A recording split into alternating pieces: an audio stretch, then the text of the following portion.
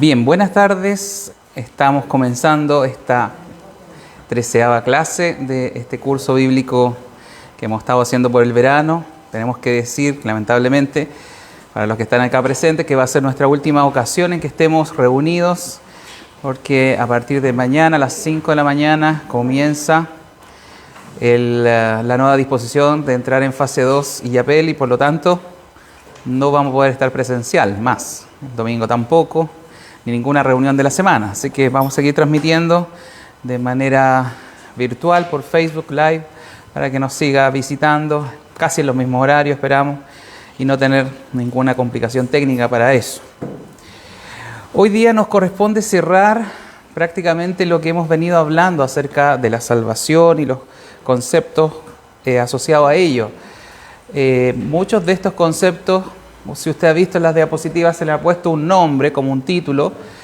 Hoy día el título está expresado ahí en latín y traducido al español.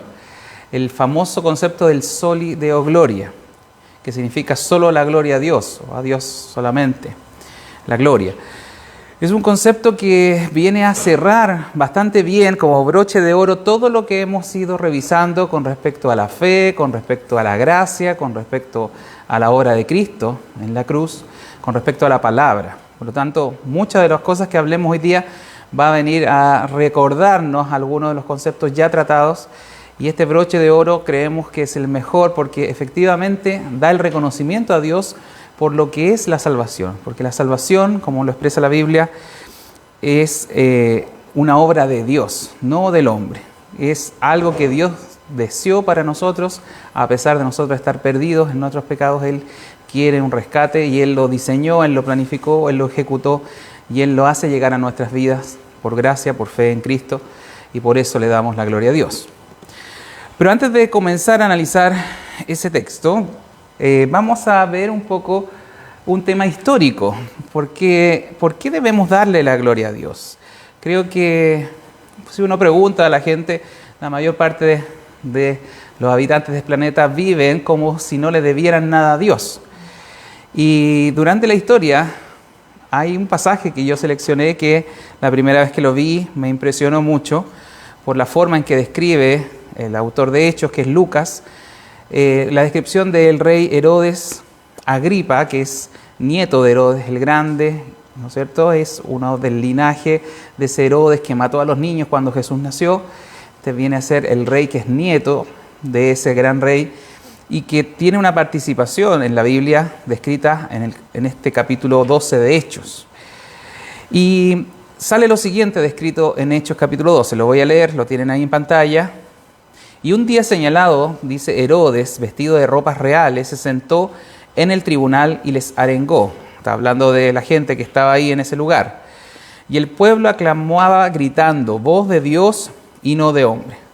Al momento, un ángel del Señor le hirió, por cuanto no dio la gloria a Dios, y expiró comido de gusanos. Uno lee esta descripción, inmediatamente se estremece por esta dramática situación de término de su vida. Incluso algunos llegan a pensar que ahí mismo en el momento los gusanos se lo comieron, como una forma trágica de morir.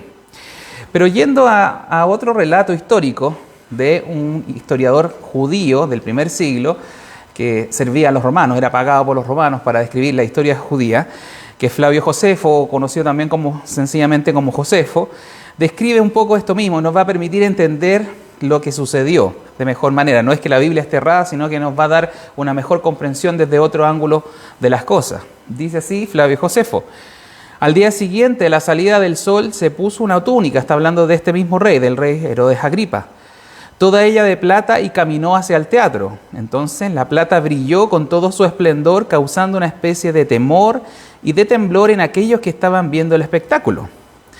De inmediato la multitud llamó desde varios lugares con palabras que en verdad no eran para su bien, tratándole como a Dios, y gritando, en el pasado te hemos honrado como hombre, pero ahora te honramos con una naturaleza superior a la de cualquier mortal. Es decir, le estaban vitoreando, le estaban diciendo que era mejor que cualquier ser humano. Le estaban dando una gloria, una honra que no era debida a un ser humano, se la estaban dando como que fuera un ser inmortal o un ser divino. Y dice que el rey no reprendió ni se mostró en desacuerdo con las lisonjas de la multitud. Sintió entonces un agudo dolor abdominal, comenzando con un violento ataque, de modo que fue llevado rápidamente al palacio y se extendió por todas partes la noticia de que no tardaría mucho en morir. Y cuando hubo sufrido continuamente durante 5 días a causa del dolor en el abdomen, lo que sigue es que falleció. ¿Qué nos está diciendo? Que aquí hay un hombre, un rey, que por más destacado, por más vestidos reales y por más sorprendente su espectacularidad de presentarse delante de otros hombres, él fue aclamado como Dios y no le pareció malo y no le pareció eso estar despojando al verdadero Dios de su gloria. Y obviamente, si lo cerramos con el relato bíblico que vimos anteriormente, Dios no va a permitir que alguien le robe su gloria. Dios no quiere que otro ser humano, menos ninguna parte de su creación, proclame las excelencias que son solamente de Él y para Él. Por lo tanto, cuando nos dice la palabra que un ángel del Señor le hirió, significa que, claro, Dios permitió esa enfermedad, tal vez una úlcera. Hoy día con el conocimiento médico podríamos decir que a lo mejor se le perforó una úlcera en el estómago y de eso padeció y murió en 5 días. Y efectivamente, al expirar, cualquiera de nosotros, cuando va a la tierra, nos comen los gusanos. Por lo tanto, es una descripción dramática de un hombre que le quiso robar la gloria a Dios y murió por esa misma causa. Dios no permitió, y eso lo hizo público y está refrendado en la palabra para decirnos lo que estábamos hablando, que solo es la gloria de Dios, que de Dios es la gloria y a Él se la vamos a deber siempre. Además, si vemos otros pasajes de la Escritura, nos enseñan claramente que todo lo que hacemos, que todo por cuanto existimos, debe ser reconocido ante el Dios verdadero. Cité aquí 2 pasajes que están en el Nuevo Testamento, que lo escribe Pablo, a propósito, de algunas disputas que tuvo con los corintios, que ya conocemos por las reuniones de los domingos, y donde dice en 1 Corintios 10:31, si pues coméis o bebéis o hacéis otra cosa, hacedlo todo para la gloria de Dios. Esto no deja ninguna duda de que Dios quiere que se le reconozca, que se le vindique como el verdadero Dios. Por lo tanto, no es una cosa optativa, no es que el ser humano elige o no, desea o no, sino que es, como lo plantea la palabra acá, es una orden sobre todo para el creyente, con mayor razón para nosotros. Colosenses básicamente en la misma línea dice que todo lo que hagáis, hacedlo de corazón como para el Señor o para Dios y no para los hombres. Eso está hablando de nuestra manera de actuar, nuestra manera de trabajar, nuestra manera de vivir con la familia, con los amigos. Tenemos que hacerlo pensando que tenemos un referente mayor, tenemos un ser superior que nos va a estar mirando. Sabiendo que del Señor recibiréis la recompensa de la herencia, porque ¿a quién servimos? A Cristo el Señor servís, dice Colosenses. Por lo tanto, no es una cosa trivial, no es una cosa menor no dar la gloria a Dios. Bueno, usted se preguntará cómo lo hacemos, cómo estamos dándole la gloria a Dios. Bueno, cada vez que usted es agradecido de la vida, hoy día la gente usa como léxico muy común decir, doy gracias al universo, doy gracias a la vida, como si el universo pensara, como si el universo tuviera voluntad.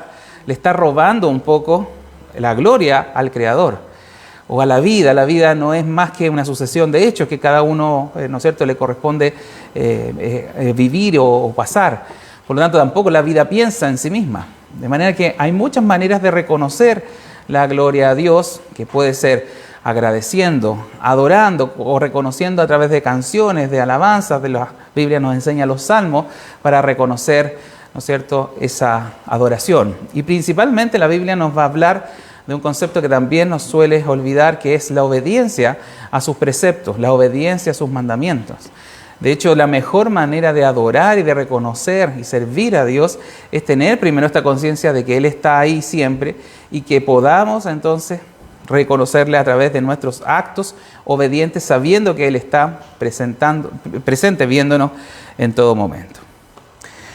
Bueno, otro concepto que también es necesario explorar es qué es la gloria de Dios. Creo que me pasé ahí. Porque realmente la gloria de Dios a muchos les puede sonar algo un poco consistente, poco evaluable. De parte de Dios tenemos conceptos de Él más claros, como el amor de Dios, como la misericordia de Dios, la justicia de Dios. Sabemos que Él sanciona al pecador y tiene misericordia del que quiere tener misericordia. Pero ¿qué es la gloria de Dios? Hay algunos pasajes en la Biblia que yo seleccioné que nos podrían ayudar a entender qué significa la gloria de Dios. Y traje este primer pasaje que está situado en el contexto de Moisés. Moisés hablando con Dios. Como usted sabe, fue una de las personas que más tuvo contacto directo. Dice que hablaba con él como quien habla, ¿no es cierto?, con otro hombre cara a cara.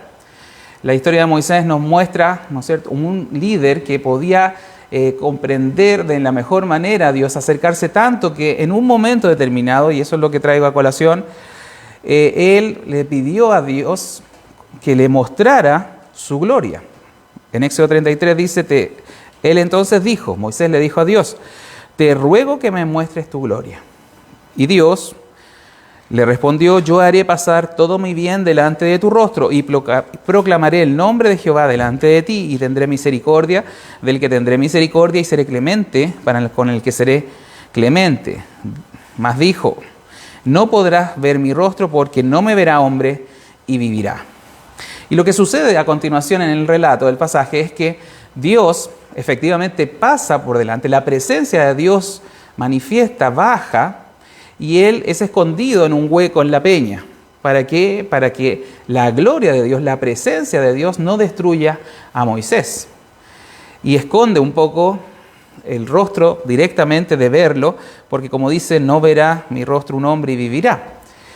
Posteriormente pasa a la presencia de Dios y dice Moisés que vio sus espaldas, ¿no es cierto? Sabemos que Dios no es un ser físico, pero es un relato, una descripción para hacernos entender que Dios había pasado y él puede ver algo de esa presencia manifiesta. Otro pasaje que nos ayuda un poco a entender qué es la gloria de Dios está en Isaías. Dice, yo Jehová, este es mi nombre, y a otro no daré mi gloria ni mi alabanza a esculturas.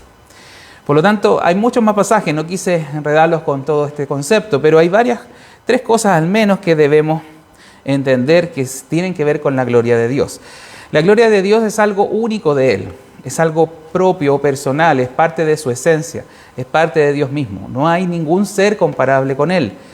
Y obviamente estas descripciones de que Él no podía compartir su gloria, no puede, de hecho, hacer que otro ser sea al mismo nivel que Él, hace que sea incomparable y que no pueda esta manifestación de su gloria ser compartida. También nos habla de que es esencialmente divina. La gloria, como es destacada acá, es parte de su persona. Y finalmente es un concepto más concreto que abstracto, no es una idea, sino que es algo realmente que ellos podían percibirlo, podían sentirlo. Moisés podía saber que la gloria de Dios estaba ahí manifestada. De hecho, el vocablo hebreo para describir la gloria de Dios se relaciona con la palabra de peso o el peso de la gloria. Algunos hablan de eso, porque de hecho cuando también se ve en el relato bíblico, cuando se inaugura el templo, cuando baja la presencia de Dios, los sacerdotes no podían estar en pie en el altar debido a la presencia, a esa gloria manifestada en ese lugar. Por lo tanto, la gloria de Dios es algo propio de Él, no es compartible, es solamente exclusiva de Dios y es algo que realmente nos debería impactar, debería llevarnos al punto de arrodillarnos, de venerarlo como Él debe ser siempre venerado. Ahora, volviendo al tema de esto de por qué tenemos que darle la gloria. ¿Por qué pasó eso con Herodes Agripa, que no le dio correspondientemente la gloria a Dios? Bueno, tenemos una razón que es general para toda la humanidad.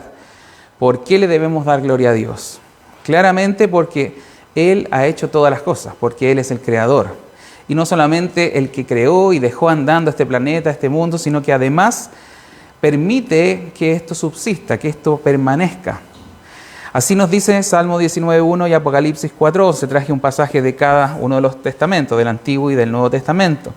Salmo 19.1 dice, los cielos cuentan la gloria de Dios y el firmamento anuncia la obra de sus manos. Sabemos que los salmos son canciones, son un poco de poesía hebrea y nos dicen que los cielos cuentan la gloria de Dios. Realmente cuando usted conoce el universo y hoy día con la ciencia moderna nos describe toda la inmensidad del universo, que hasta aquí no tiene límites, que hasta aquí nadie puede decir hasta cuándo, de dónde parte, a dónde termina. Nos hablan de un Dios efectivamente que es infinito, porque es el único que podría crear un universo que no tiene fin. Y el firmamento obviamente se hace referencia a las estrellas, cómo hay estrellas, cada una es diferente en tamaño, en fuerza, en capacidad, en colores. Los que han estudiado obviamente la astronomía pueden dar cuenta de cómo es maravilloso el cielo, descubrir las nebulosas, descubrir las constelaciones, descubrir cada cosa que está ahí. Y eso no apareció de la nada, a pesar de que el mundo quiera negar la existencia de Dios, sabemos que eso no se produjo por una suerte, entre comillas, o un azar que generó las cosas, sino que de hecho para mantener estable el universo, para hacer que subsista lo físico y lo que nos rodea, tiene que existir también alguien que lo sustente y tiene que ser esa persona el único y verdadero Dios.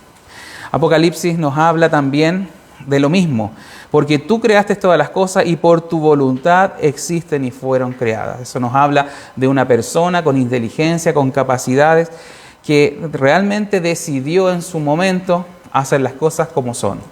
Y no venimos entonces de un experimento, de una especie de azar, sino que hay un ser inteligente detrás de todas las cosas y ya por esa pura razón le debemos dar el crédito, la honra y la gloria que se merece. Además, como seres humanos, realmente también en sí mismos nosotros escondemos también una gran imagen y semejanza de este mismo Dios, como nos dice Génesis en capítulo 1.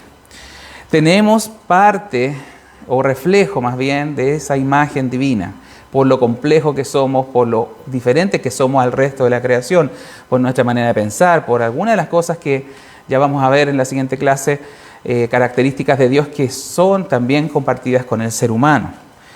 Por lo tanto, nosotros somos parte de su creación, somos parte de su obra y también dependemos de Él. Si usted se pregunta, el aire que respira, la comida que come, que está disponible a partir de las verduras, los vegetales, los animales de los cuales nos alimentamos, a partir de toda ¿no es cierto?, la vivienda que usted tiene formada muchas veces de madera, de elementos de la naturaleza, todo es dependiente de Dios. Por eso Isaías 64:8 dice, ahora pues Jehová, tú eres nuestro Padre. Al igual, ¿no es cierto?, que un Padre eternal, Dios nos tiene al cuidado como hijos. Dice, nosotros barro y tú el que nos formaste, una forma poética de decir de dónde venimos. Sabemos que del polvo y eso es en parte literal. Así que obra de tus manos somos todos nosotros. Ahora, tal vez la mayor razón específicamente de los creyentes, de por qué tenemos que darle la gloria a Dios, creo que no tiene que ver tanto porque existamos, porque exista un bonito planeta donde vivimos, ni un universo que funciona bajo leyes bastante específicas, sino tiene que ver todo con el tema que hemos hasta hablado en las clases anteriores. Tenemos el tema de la salvación. Nuestra vida en realidad no serviría de nada, habríamos nacido para ser condenados si no fuese porque Dios tuvo misericordia del que quiso tener misericordia y se compadeció del que quiso compadecerse. De manera que finalmente lo más significativo para nosotros, por el cual tenemos que agradecer y darle la gloria a Dios, es que Él no haya destruido la creación, que Él no haya destruido al ser humano y que Él no nos haya destruido particularmente a nosotros, que no nos haya dejado perdernos en el resto de personas que han pasado por esta, ¿no es cierto?, humanidad, en la historia de la humanidad, y efectivamente están condenados al infierno. Que Él haya tenido misericordia de nosotros, particularmente de usted, de mí, hace que reciba toda nuestra crédito. Aquí tenemos un pasaje de Apocalipsis que quise destacar, que está justamente en el contexto de las visiones que vio Juan en Apocalipsis. Debajo del trono vio una gran multitud de gente vestida de blanco que estaban adorando, que dice que nadie podía contar, de todas las naciones y tribus y pueblos y lenguas, que estaban delante del trono, dice, y en la presencia del Cordero. El Cordero es la figura de Cristo. Todos vestidos de ropas blancas y con palmas en las manos, y que cantaban, clamaban a gran voz diciendo, La salvación pertenece a nuestro Dios, que está sentado en el trono, y al Cordero. La salvación es de Dios.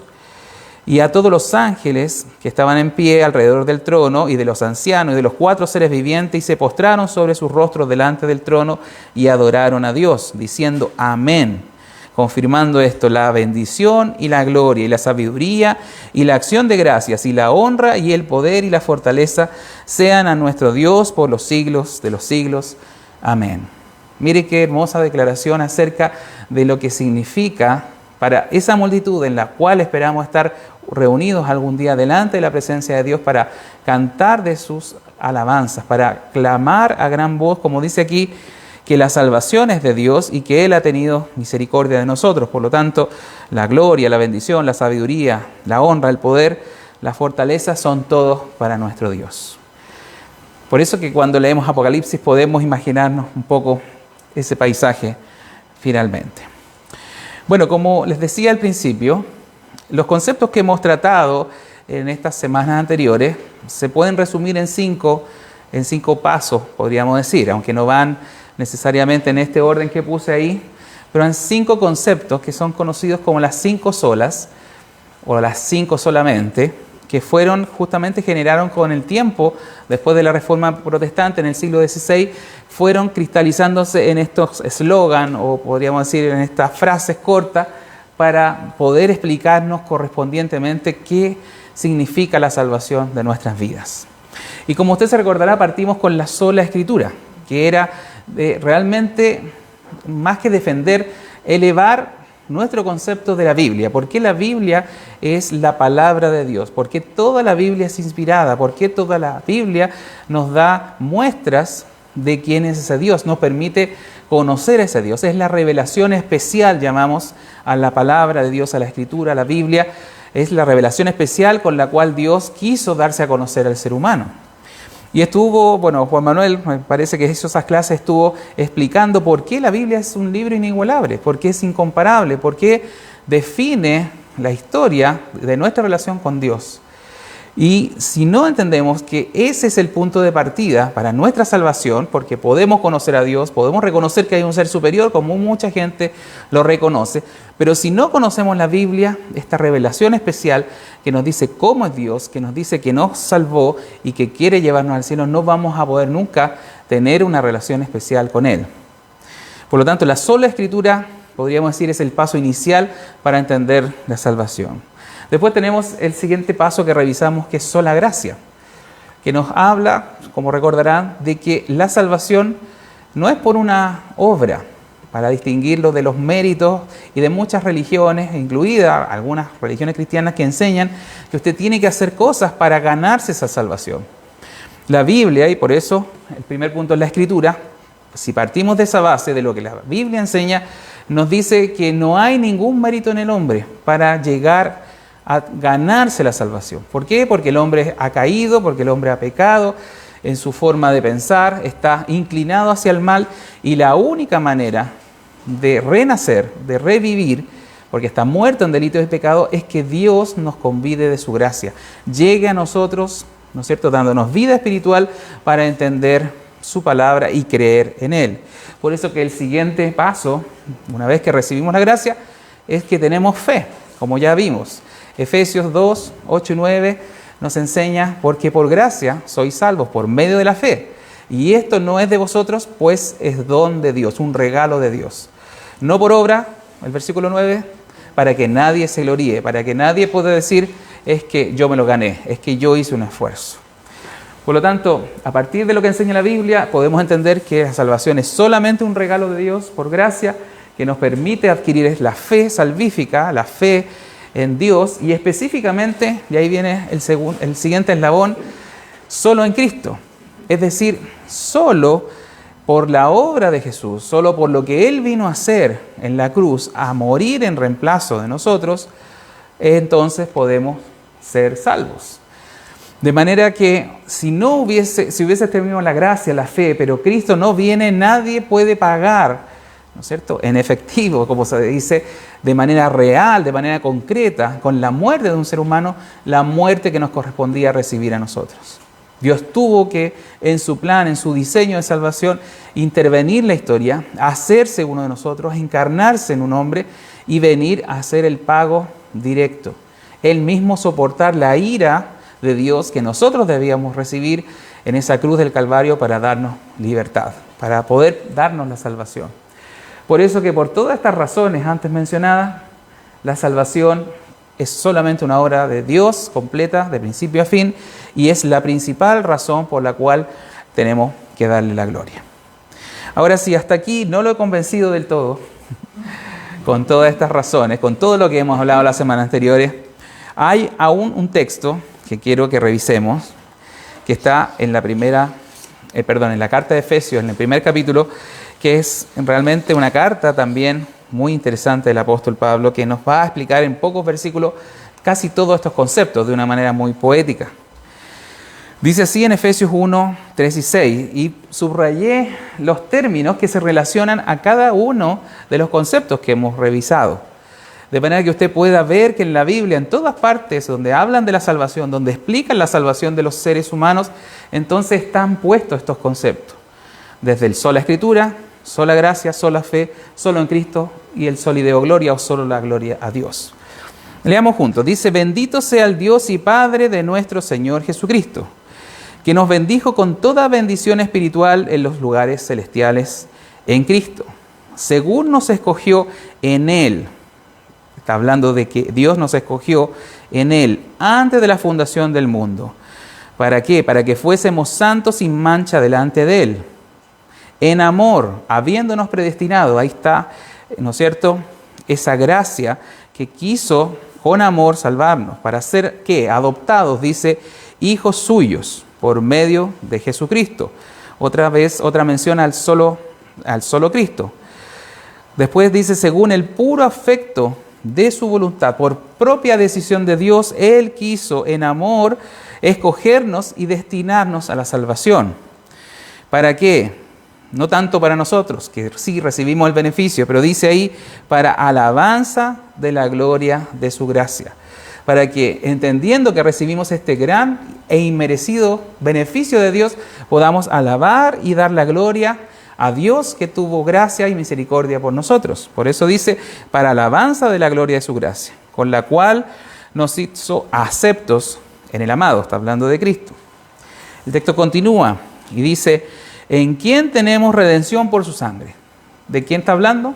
De Cristo. Redención, pago por sacrificio literal de sangre. El perdón de pecados, según las riquezas de su gracia, nuevamente, por el regalo de Dios. Solamente la gracia, que hizo sobreabundar para con nosotros en toda sabiduría e inteligencia, dándonos a conocer el misterio de su voluntad, según su beneplácito, el cual se había propuesto en sí mismo de reunir todas las cosas en Cristo. Toda la Biblia fue, ¿no es cierto?, escrita para mostrarnos el Salvador, justo al centro de toda la Biblia. La venida de Cristo entonces viene a ser ese misterio antiguo del Antiguo Testamento revelado en el Nuevo para que nosotros entendiéramos el plan completo de Dios. Entonces, el cual se había propuesto en sí mismo, en Dios mismo se había propuesto reunir todas las cosas en Cristo, hacer en Él, en ser Él la persona para el cumplimiento de su voluntad, del deseo de salvarnos. Dice, la dispensación del cumplimiento de los tiempos, así las que están en los cielos como las que están en la tierra. Por eso vemos ahí mucho en esta parte del texto, solo Cristo. Pero aún así continúa el texto para completar estas ideas. Dice, en Él, está hablando nuevamente de Cristo, en Él asimismo tuvimos herencia, habiendo sido predestinados nuevamente, la voluntad de Dios, el deseo de Dios, habiendo sido predestinados conforme al propósito del que hace todas las cosas según el designio de su voluntad. El deseo de Dios era salvarnos y lo hizo a través de un plan, a través del plan que es en Cristo. ¿A fin de qué? De que seamos para la alabanza de su gloria. Nuevamente nos menciona la gloria de Dios, para destacar que Él es el que nos salva, Él el que tiene todos los méritos, Él el que diseñó todas las cosas y que nosotros entendamos que si somos salvos es por razón de Él, para alabar su gloria. Nosotros los que primeramente esperábamos en Cristo, en Él también vosotros, en Cristo también nosotros, habiendo oído la palabra de verdad, el evangelio de vuestra salvación. Ahí está la Escritura, ahí está la Biblia. Si nosotros no oímos la verdad, si nosotros no escuchamos las buenas noticias del evangelio, entonces va a ser imposible prácticamente que podamos ser salvos. Necesitamos escuchar lo que Cristo hizo, necesitamos escuchar el mensaje de salvación. Ahí está entonces la sola Escritura. Y habiendo creído en Él, la fe, el elemento de la fe, esta herramienta que nos permite, ¿no es cierto?, tomar la gracia servida de Dios a nuestras vidas. Y habiendo creído en Él, sola fe, entonces fuiste sellado con el Espíritu Santo de la promesa, que es las arras de nuestra herencia hasta la redención de la posesión adquirida, nuevamente, ¿para qué? Para alabanza de su gloria. Prácticamente en 3 partes de este pasaje habla de la alabanza de su gloria en 3 partes diferentes, para que nos quede absolutamente claro que la salvación, que todo lo que hemos revisado hasta ahora es gracias a Dios, es por un don de Dios, es un regalo de Dios. Y cuando entendemos eso, la verdad, mis hermanos, es que no queda ninguna posibilidad para que el hombre se autojustifique, para que el hombre crea que es algo más que sus otros hermanos, sino que se siente lo que deberíamos sentir todos, que somos viles pecadores que fuimos salvados por misericordia y por tener ahora fe en la obra de Cristo. De manera que ese es el principal motivo de agradecimiento, esa es solamente la razón de por qué también estudiamos esto. Porque mucha gente piensa que agrega algo a su salvación, que ha estado haciendo mérito por mucho tiempo para hacer su propia escalera al cielo. Y eso la Biblia lo destruye una y otra vez, y lo repite en pasajes diferentes como lo hemos visto, para que le quede absolutamente claro que nada de esa, a lo mejor, forma de pensar o esa historia que a lo mejor le contaron culturalmente a través de su familia es como la Biblia enseña. La salvación es solo de Dios. Él lo pensó, Él lo planificó, Él lo ejecutó. Él nos dio vida por medio del Espíritu Santo y nos tiene acá siguiéndolo a Él, creyendo en Él, solamente para que le demos la gloria y la alabanza a su nombre. Bien, vamos a dejar hasta aquí la clase. Vamos a tomar agüita para que hagamos las preguntas y los comentarios de esta primera parte y después nos retornamos a las 8:30 para la clase siguiente.